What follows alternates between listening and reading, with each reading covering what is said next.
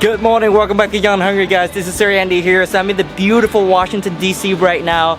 To be precise, I'm in Georgetown, and right behind me is the famous, worldwide famous Martin's Tavern. This place has been here since 1933, and a lot of presidents have been here since Henry Truman.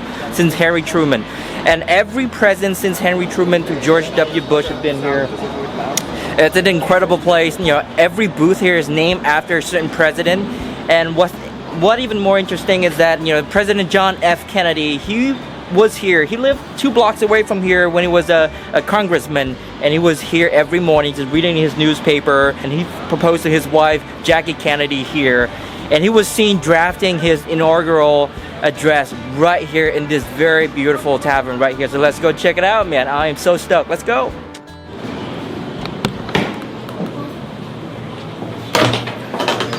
Hey, so I just spoke with my parents. Oh, this is cool. Also really like, you know, but how about an appetizer for the table? So my dad and I are sitting at the end booth right now. This is the Madeleine Albright booth. I mean, you don't know who she is, you gotta look her up. Very, very famous. So all the food here is very, it's been original. So all the food here is incredibly good, but I've been recommended the Chesapeake traditional egg benedict. So let's see how it goes. The waiter just explained that what makes a Chesapeake traditional egg benedict, what makes the dish here is instead of the English muffin, they use the deep fried tomato, and instead of the ham, they use a crab cake here. So yeah, quite special, very good.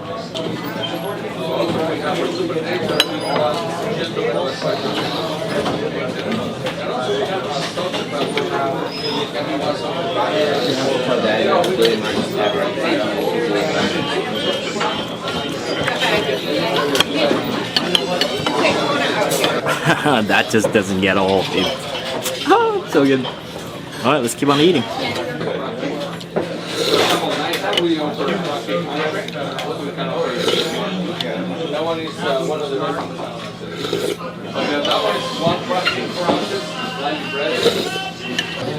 Put this in here. A little bit potato. There we go. Potato is really soft. Like the outer skin is not that crispy, but that hollandaise sauce is just amazing. Wow.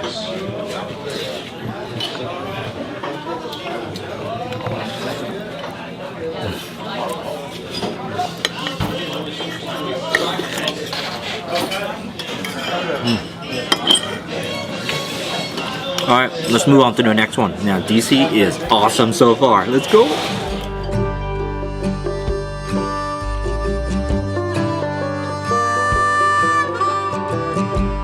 So guess where I am right now? I'm in the beautiful Mount Vernon right now. So right behind me is the beautiful, historical George Washington first home here.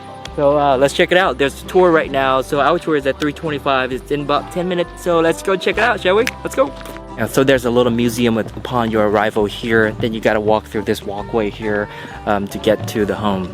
So we're on our way there. The tour starts at 3:25. It's about 25 minutes.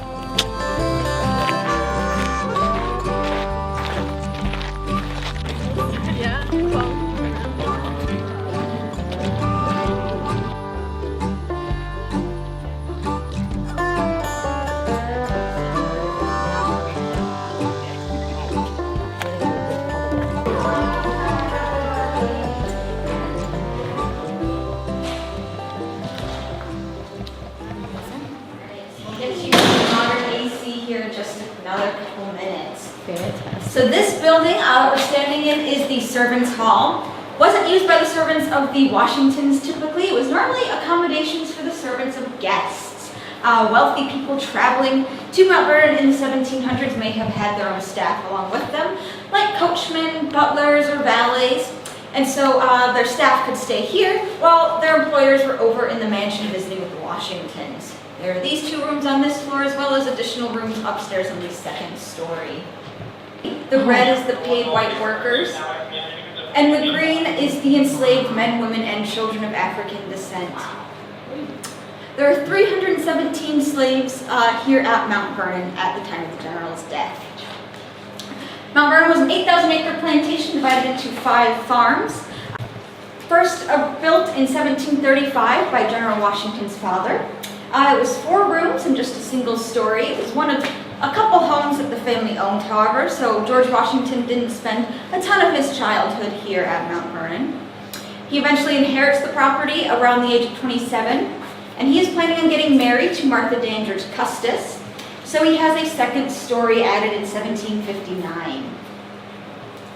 Beginning in the 1770s, General Washington starts another round of expansions to the house, adding a north and south wing, as well as the 3rd story and the cupola. This brings the mansion to 21 rooms and just over 11,000 square feet. There's also a cellar that runs the complete length of the house as well.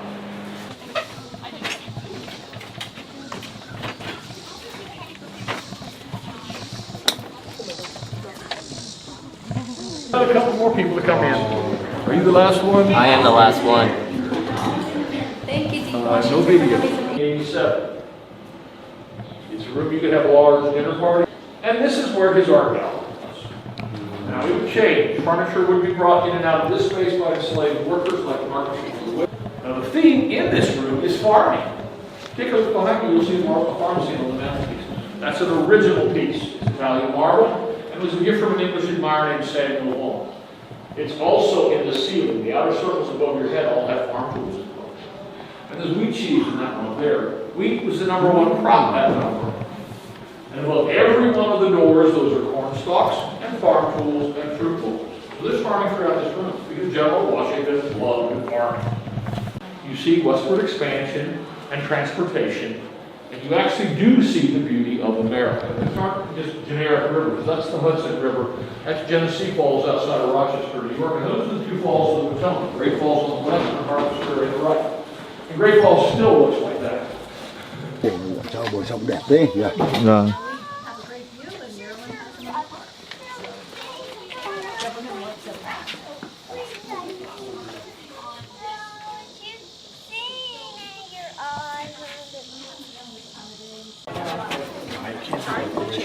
Of course, the Washingtons added on to the house. They added on the 2nd story and the wings, so these rooms sort of had more of a purpose to them as the house expanded.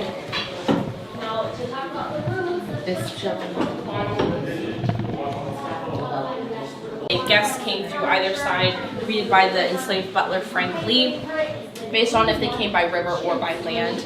He would judge based on who the visitors were, where to lead them off to reception. Guests that weren't waiting in this hallway were waiting in one of these 2 parlors over here. This parlor over here is the informal parlor. It's for receiving family members and close family friends. There's a harpsichord inside this room. George Washington didn't ever play any instruments, nor could he sing, but he did encourage any guest that could to do so while he danced. Because it's on the ground floor and facing the river, that breeze is going to come up and it will make this the coldest bedchamber. Every guest that came through this passageway got to see this key that's hanging on the wall. This is the key to the Bastille prison. What? The key to the Bastille prison. And you're surrounded by guest rooms up here. The Washingtons were very popular, maybe the most popular couple in the country at the time. So they had hundreds of visitors each year. Peak popularity was right after the presidency. They hosted 677 overnight stays in that year alone. So it was hopping like a hotel, people coming and going. Now, a lot of work to be done up here with that many visitors. So all the work up here was done by enslaved chambermaids. Caroline Branham, Molly, and Sal were a few of their names, and they did everything. There are no bathrooms in this house, so they were responsible for changing out the chamber pots, hauling water up and down the stairs for bathing, delivering meals, changing the sheets, building and extinguishing fires. They did it all. Now, this first room, we call the Blue Room. Next to that, the Lafayette Room. This is where the Marquis de Lafayette stayed when he came to Mount Vernon. His portrait hangs on the wall there. It's newly restored. It opened about a week and a half ago, so that's a brand new room. You picked a good weekend to be here, or a week. And then above us, 3 bedrooms, 4 storage rooms. Over here, across the hall from me, we have a smaller, simpler room. Originally a trunk storage room, but things got so busy, they threw a bed in there and called it a guest room. The yellow room was the nicest. It's large, it has a closet, a good view of the river, It also had the most expensive furniture back then. And then my favorite is the chintz room in green, named after the type of fabric on the bedding. The wallpaper in the chintz room is the exact pattern the Washingtons had. Our archaeology team found a tiny scrap of the original. I don't know how, but they were able to track down the vendor, find the catalog, and match it exactly. So that's what that room looked like. The remaining patterns are a very educated estimate based on research that's been done. Now from here, you'll walk through that luxurious yellow room into the private wing. You'll get to see where the Washingtons slept. If you have questions, let me know. Nothing, it's That is something I've had learned 2 years ago.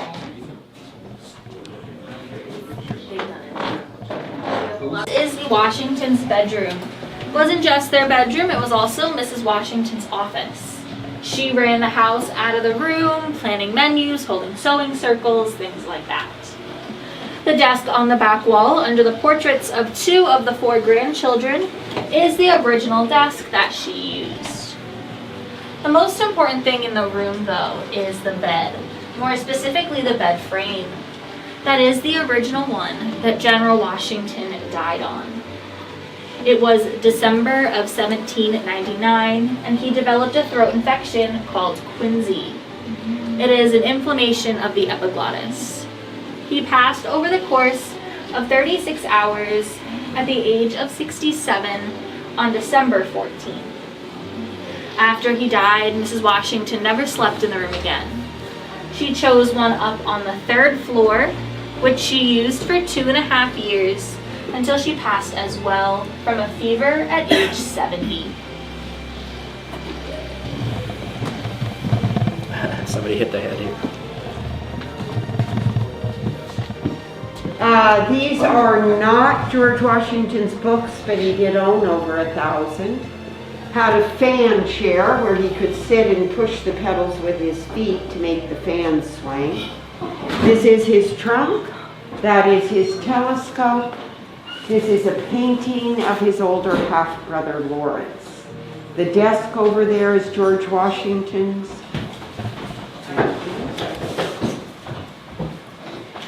Did you guys just get in here? Yes. So this is George Washington's private study, and you did get to see me. I was predicting I'd just miss you, but it's me again, sorry. This is his private study. He spends most of his time in this room when he is at home, if not also in the estate managing the plantation. Christopher Shields, his enslaved valet, will be by his side the entire time in his room.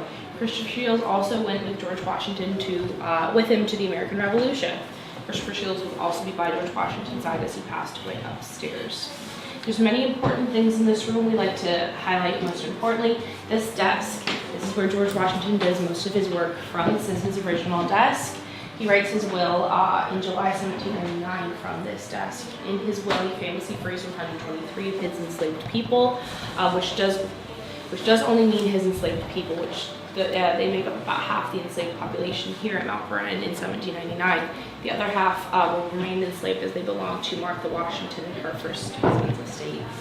Next to the desk, there's a marble relief of George Washington depicted as Cincinnatus. Cincinnatus was a Roman emperor who stepped down from power.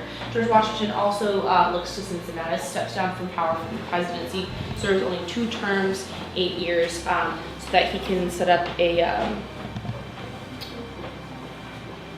the heat is getting to me, y'all.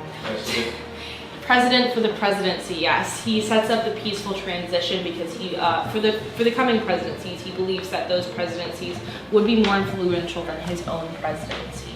All right, do you have any questions for me about this space? Okay, you're now in the kitchen where all the meals for the Washingtons and their guests will cook. And then you cook over there in that large hearth. That's a bacon bread oven next to it. Fires will be started. Đây là nhà sản xuất. Nhà bếp all day long until after dusk. And then slave cooks Lucy Lee and Nathan Gray. Đây làm mắm làm muối vậy đây. Up of 5 connected farms.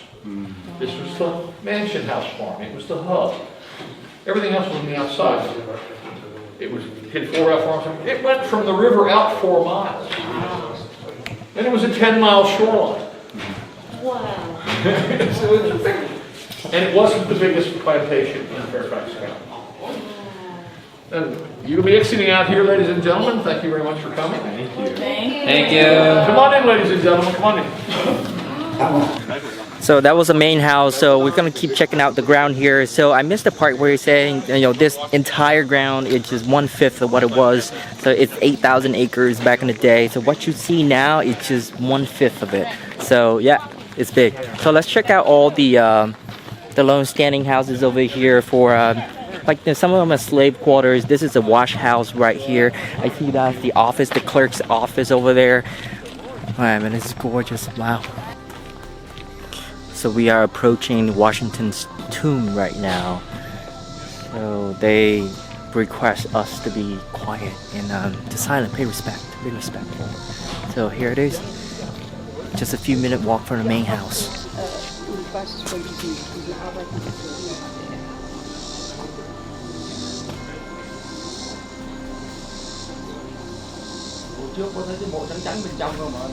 So there you go, right behind me is the tomb of President George Washington. He was buried here first, and then his wife later died, and they built another sarcophagus, another white marble stone sarcophagus just for her. And the two sarcophagi can be seen just right there, but they're being renovated right now, so that you can see like wooden pallets, you know, around them. But there are 14 members of the family all interred here. Very cool. A long tradition that every boat that passed had to do the same thing. Oh my god, this place is gorgeous. Oh my god, I've never been here. I've been to the main house before, but I've never been to the wharf here. Oh my god. Did you hear that waves? Did you hear those waves? This is the life. Oh my god. Wow. Fruit garden and nursery.